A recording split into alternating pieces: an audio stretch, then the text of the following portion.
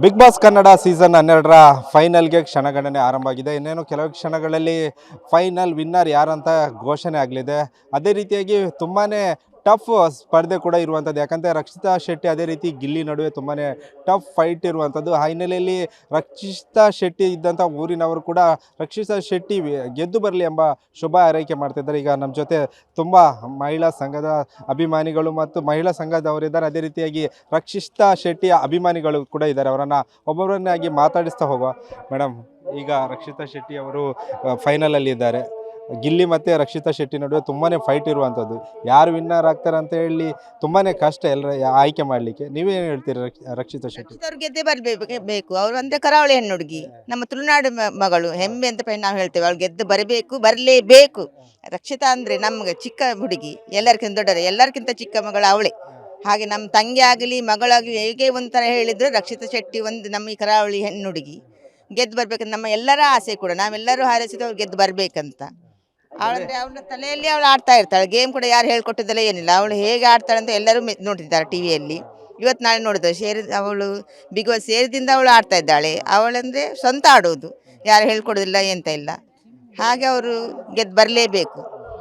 ಅಂದರೆ ರಕ್ಷಿತಾ ಶೆಟ್ಟಿ ಅಂತ ಹೇಳಿದರೆ ತುಂಬಾ ಫೇಮಸ್ ಆಗಿರುವಂಥದ್ದು. ಲಾಗಲ್ಲಿ ಯೂಟ್ಯೂಬರಲ್ಲಿ ತುಂಬಾ ಫೇಮಸ್ ಆಗಿದೆ. ಅದರ ಬಳಿಕ ಬಿಗ್ ಬಾಸ್ ಹೋದ ನಂತರ ತುಂಬಾ ಫೇಮಸ್ ಆಗಿರುವಂಥದ್ದು. ಅವರ ಆ್ಯಟಿಟ್ಯೂಡಲ್ಲಿ ಕೂಡ ತುಂಬಾ ಬದಲಾವಣೆ ಆಗಿರುವಂಥದ್ದು. ನೀವೇನು ಹೇಳ್ತೀರಾ? ರಕ್ಷಿತಾ ಶೆಟ್ಟಿಯನ್ನು ತುಂಬ ಚಿಕ್ಕಂದಿಂದ ನೋಡಿದ್ದೀರಿ, ಏನು ಹೇಳ್ತೀರಾ ಅಂತ? ಅವಳಂದ್ರೆ ಮೊದಲಿಂದ ಬೊಂಬೈನಲ್ಲಿ ಇರುವುದು, ಇಲ್ಲಿ ಬಂದು ನಾವು ನೋಡೋದು ಸಹಜ. ಅವಳಿಗೆ ನಮ್ಮದೇ ಪಕ್ಕದಲ್ಲಿ ಮನೆ, ಅಕ್ಕ ಮನೆ. ಅವಳಂದ್ರೆ ಒಂದು ಪ್ರಾಬ್ಲಮ್, ಕನ್ನಡ ಒಂದು ಬರೋದಿಲ್ಲ ಅವಳಿಗೆ. ಅಂದರೆ ಅವಳು ತುಳುವೇ ಮಾತಾಡ್ತಾ ಇದ್ದು. ಬಿಗ್ ಬಾಸಲ್ಲಿ ಹೋದ ಕಲ್ತು ತುಂಬ ಕಲಿತು ಅವಳಿಗೆ ಕನ್ನಡ ಮಾತಾಡ್ತಾಳೆ ಈಗ. ಹಾಗೆ ಅವಳು ತುಂಬ ಒಂದು ಮೆಚ್ಚುವಂಥ ಹುಡುಗಿ ಎಲ್ಲರೂ. ಹೌದೌದು, ಗೆದ್ದು ಬರಲೇಬೇಕು ಅವಳು. ಮೇಡಮ್, ನೀವೇನು ಹೇಳ್ತೀರಾ ರಕ್ಷಿತಾ ಶೆಟ್ಟಿ ಬಗ್ಗೆ? ಅವಳ ಒಳ್ಳೆ ಆಟ ಆಡ್ತಿದ್ದಾಳೆ, ಗೆದ್ದು ಬರಬೇಕು. ಮೇಡಮ್, ನೀವೇನು ಹೇಳ್ತೀರಾ? ಅಷ್ಟೇ, ಗೆದ್ದು ಬರಲಿ. ಇಷ್ಟು ಚಿಕ್ಕ ವಯಸ್ಸಲ್ಲಿ ಇಷ್ಟು ದೊಡ್ಡ ಸಾಧನೆ ಮಾಡಿದ್ದಾಳೆ, ನಮಗೆಲ್ಲ ಹೆಮ್ಮೆ ಉಂಟು. All the best Rakshita. ಅದೇ ರೀತಿಯಾಗಿ ಮತ್ತಷ್ಟು ಇಲ್ಲಿ ಮಹಿಳಾ ಮನಿಗಳಿದ್ದಾರೆ ಮತ್ತು ರಕ್ಷಿತಾ ಶೆಟ್ಟಿಯ ಅಭಿಮಾನಿಗಳು ಇದ್ದಾರೆ. ಅವರನ್ನು ಮಾತನಾಡಿಸೋ. ಮೇಡಮ್, ಏನು ಹೇಳ್ತೀರಿ? ಸರ್, ಮೊದಲೇದಾಗಿ TV9 ಅವರಿಗೆ ನಾನು ವಂದನೆಯನ್ನು ಸಲ್ಲಿಸ್ತೇನೆ. ನಮ್ಮ ರಕ್ಷಿತಾ ಶೆಟ್ಟಿ ನೋಡಲಿಕ್ಕೆ ಚಿಕ್ಕದಿದ್ದರೂ ಸಹ ಅವಳ ಮೈಂಡ್ ಬಹಳ ಚುರುಕಾಗಿ ಓಡ್ತಾ ಇದೆ. ಆದರೂ ನಮ್ಮ ಊರಿನ ಹುಡುಗಿ ಅವಳನ್ನು ಚಿನ್ನದ ಹುಡುಗಿ ಅಂತಲೇ ಹೇಳ್ತಿದ್ದಾರೆ ಈಗ ಜನರೆಲ್ಲ. ಹಾಗಿರುವಾಗ ಎಲ್ಲ ನಮ್ಮ ಇಡೀ ಜನತೆಯ ಸಪೋರ್ಟ್ ಅವಳಿಗೆ. ಹಾಗಿರುವಾಗ ಇವತ್ತಿನ ಕಿರೀಟ ಅವಳ ಮುಡಿಗೆ, ಕಪ್ಪನ್ನು ಅವಳು ಗೆದ್ದುಕೊಂಡು ಬಂದೇ ಬರ್ತಾಳೆ.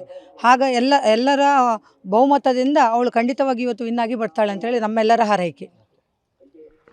ಇದಿಷ್ಟು ಸದ್ಯ ಕರಾವಳಿಯಲ್ಲಿ ರಕ್ಷಿತಾ ಶೆಟ್ಟಿ ಬಗ್ಗೆ ಇರುವಂಥ ಅಭಿಮಾನಿಗಳ ಮಾತಾಗಿರುವಂಥದ್ದು.